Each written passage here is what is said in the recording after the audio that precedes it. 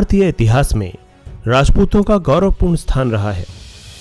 यहाँ के रणबांकुरों ने देश, जाति, धर्म तथा स्वाधीनता की रक्षा के लिए अपने प्राणों का बलिदान देने में भी कभी संकोच नहीं किया।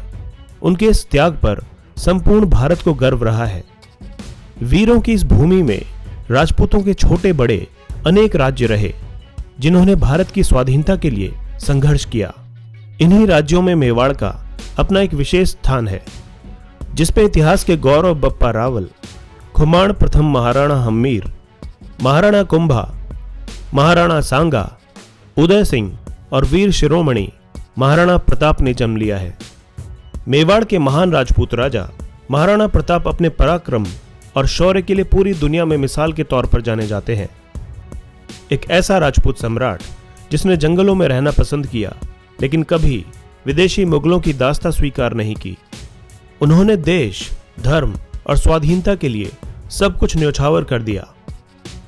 प्रताप के काल में दिल्ली में मुगल सम्राट अकबर का शासन था, जो भारत के सभी राजा महाराजाओं को अपने अधीन कर मुगल साम्राज्य की स्थापना कर इस्लामिक परचम को पूरे हिंदुस्तान में फहराना चाहता था।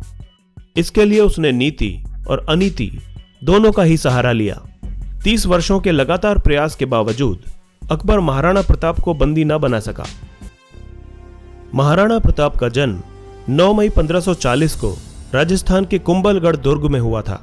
उनके पिता महाराजा उदय सिंह द्वितीय और माता महारानी जयवंता बाई थीं। वे राणा सांगा के पोते थे। महाराणा प्रताप को बचपन में सभी कीका के नाम से पुकारा करते थे। जिस समय महाराणा प्रताप ने मेवाड़ की गद्दी संभाली, उस समय राजपूताना साम्राज्य बेहद नाजुक दौर से गुजर रहा था। बादशाह अकबर की क्रूरता के आगे कई राजपूत नरेश अपना सिर झुका चुके थे। कई वीर प्रतापी राजवंशों के उत्तराधिकारियों ने अपनी कुल मर्यादा का सम्मान भुलाकर मुगलिया वंश से वैवाहिक संबंध स्थापित कर लिए थे। कुछ स्वाभिमानी राजघरानों के साथ ही महाराणा प्रताप भी अपने पूर्वजों की मर्यादा की रक्षा हेतु अटल थे, और इसीलिए मुगल बादशाह अकबर की आंखों में वे सदैव खटकते रहते थे। महाराणा प्रताप जिस घोड़े पर बैठते थे, वो घोड़ा दुनिया के सर्वश्रेष्ठ घोड़ों में से एक था। महाराणा प्रताप तब 72 किलो का कवच पहनकर 81 किलो का भाला अपने हाथ में रखा करते थे। भाला, कवच, ढाल और 2 तलवारों का वजन मिलाकर 208 किलो था। इतने वजन को उठाकर वे पूरे दिन युद्ध लड़ा करते थे। सोचिए तब उनकी शक्ति क्या रही होगी। इस वजन के साथ रणभूमि में दुश्मनों से पूरा दिन लड़ना मामूली बात नहीं थी। मेवाड़ को जीतने के लिए अकबर ने कई प्रयास किए। अकबर चाहता था कि महाराणा प्रताप अन्य राजाओं की तरह उसके कदमों में झुक जाए, पर महाराणा प्रताप ने अकबर की अधीनता को कभी भी स्वीकार नहीं किया। अजमेर को अपना केंद्र बनाकर अकबर ने प्रताप के विरुद्ध सैनिक अभियान शुरू कर दिया। महाराणा प्रताप ने कई वर्षों तक मुगल सम्राट अकबर की सेना के साथ संघर्ष किया। मेवाड़ की धरती को मुगलों के आतंक से बचाने के लिए महाराणा प्रताप ने वीरता और शौर्य का परिचय दिया। प्रताप की वीरता ऐसी थी कि उनके दुश्मन भी उनके युद्ध कौशल के कायल थे। उदारता ऐसी कि दुश्मनों की पकड़ी गई पत्नियों को वे सम्मान पूर्वक उनके पास वापस भेज दिया करते थे। इस योद्धा ने साधन सीमित होने पर भी दुश्मन के सामने सिर नहीं झुकाया और जंगल के कंद मूल और घास की रोटियां खाकर लड़ते रहे। माना जाता है कि महाराणा प्रताप की मृत्यु पर अकबर की आंखें भी नम हो गई थीं। अकबर ने भी कहा था कि देशभक्त हो तो महाराणा प्रताप जैसा। अपनी विशाल मुगलिया सेना, बेमिसाल बारूद खाने, युद्ध की नवीन पद्धतियों के जानकारों से युक्त सलाहकारों, गुप्तचरों की लंबी फेहरिस्त, कूटनीति के उपरांत भी जब मुगल बादशाह अकबर समस्त प्रयासों के बाद भी महाराणा प्रताप को झुकाने में असफल रहा, तो उसने आमेर के महाराजा भगवान दास के भतीजे कुंवर मान सिंह, जिसकी बुआ जोधाबाई थी, को विशाल सेना के साथ डूंगरपुर और उदयपुर के शासकों को अधीनता स्वीकार करने हेतु विवश करने के लक्ष्य के साथ भेजा। मानसिंह की सेना के समक्ष डूंगरपुर राज्य अधिक प्रतिरोध नहीं कर सका। इसके बाद कुंवर मानसिंह महाराणा प्रताप को समझाने के लिए उदयपुर पहुंचे। मानसिंह ने उन्हें अकबर की अधीनता स्वीकार करने की सलाह दी, लेकिन प्रताप ने दृढ़तापूर्वक अपनी स्वाधीनता बनाए रखने की घोषणा की और युद्ध में सामना करने की घोषणा भी कर दी। मानसिंह के उदयपुर से खाली हाथ आ जाने को बादशाह ने करारी हार के रूप में लिया। तथा अपनी विशाल मुगलिया सेना को मान सिंह और आसफ खां के नेतृत्व में मेवाड़ पर आक्रमण करने के लिए भेज दिया। आखिरकार 30 मई 1576 को बुधवार के दिन प्रातःकाल में हल्दी घाटी के मैदान में विशाल मुगलिया सेना और रणबांकुरी मेवाड़ी सेना के मध्य भयंकर युद्ध छिड़ गया। मुगलों की विशाल सेना टिड्डी दल की तरह मेवाड़ भूमि की ओर उमड़ पड़ी।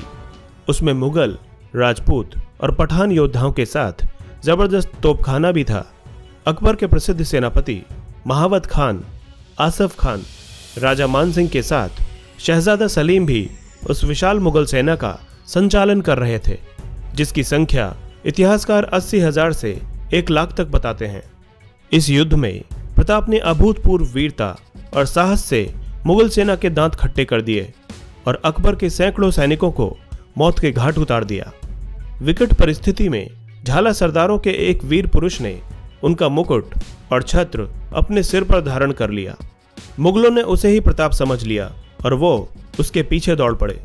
इस प्रकार उन्होंने राणा को युद्ध क्षेत्र से निकल जाने का अवसर प्रदान कर दिया।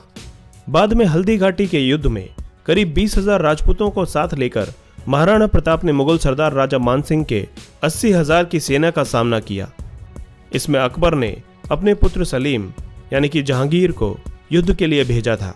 जहांगीर को भी मुंह की खानी पड़ी और वो भी युद्ध का मैदान छोड़कर भाग गया। बाद में सलीम ने अपनी सेना को एकत्रित कर फिर से महाराणा प्रताप पर आक्रमण किया और इस बार एक भयंकर युद्ध हुआ। इस युद्ध में महाराणा प्रताप का प्रिय घोड़ा चेतक घायल हो गया।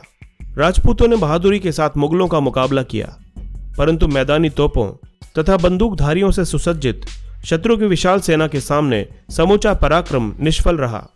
युद्ध भूमि पर उपस्थित 22,000 राजपूत सैनिकों में केवल 8,000 ही जीवित रह पाए। महाराणा प्रताप को जंगल में आश्रय लेना पड़ा। महाराणा प्रताप के सबसे प्रिय घोड़े का नाम चेतक था। चेतक बहुत ही समझदार और स्थिति को पल में ही भांप जाने वाला घोड़ा था। उसने कई मौकों पर महाराणा प्रताप की जान बचाई थी। हल्दी घाटी के युद्ध के दौरान प्रताप अपने पराक्रमी चेतक पर सवार होकर पहाड़ की ओर जा रहे थे। तब उनके पीछे 2 मुगल सैनिक लगे हुए थे। चेतक ने तेज रफ्तार पकड़ ली, लेकिन रास्ते में एक पहाड़ी नाला बह रहा था। युद्ध में घायल चेतक 21 फुट चौड़े इस नाले को फुर्ती से लांघ गया, परंतु मुगल उसे पार न कर पाए। हालांकि चेतक इस लंबी छलांग से बुरी तरह घायल हो गया था, पर महाराणा को सही सलामत पहुंचा दिया और शहीद होकर यादों में अमर हो गया। महाराणा प्रताप का हल्दी घाटी के युद्ध के बाद का समय पहाड़ों और जंगलों में ही व्यतीत हुआ।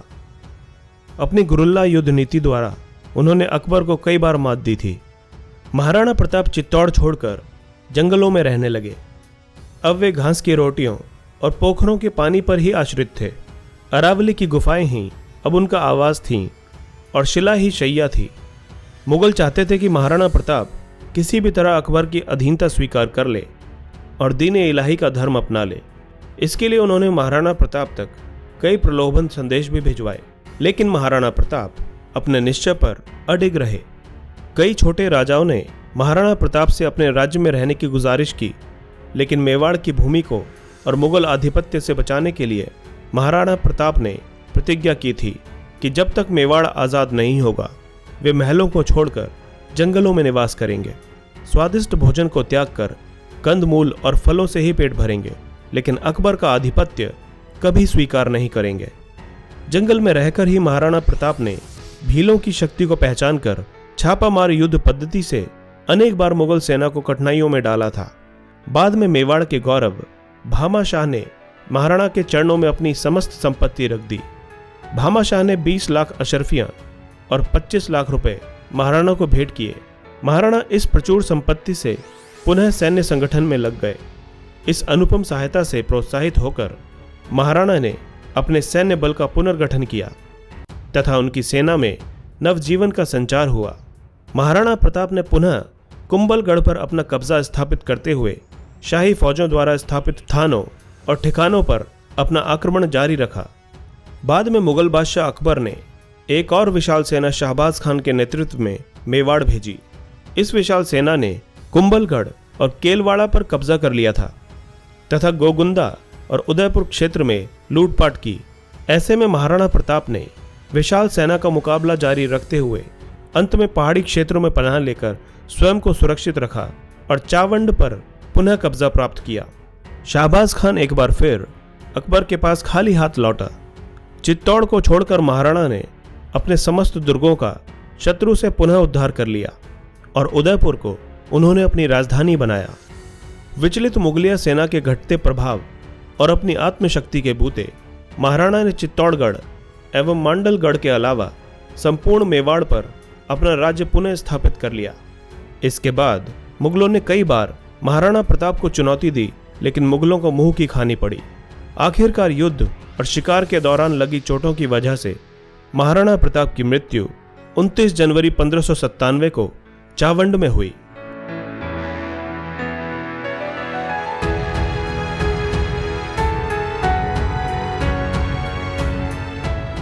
दोस्तों, इसी तरह की इंटरेस्टिंग और इन्फॉर्मेटिव वीडियोस देखने के लिए हमारे चैनल हिस्टोरिक हिंदी को आज ही सब्सक्राइब करें और बेल आइकन को दबाना ना भूलें।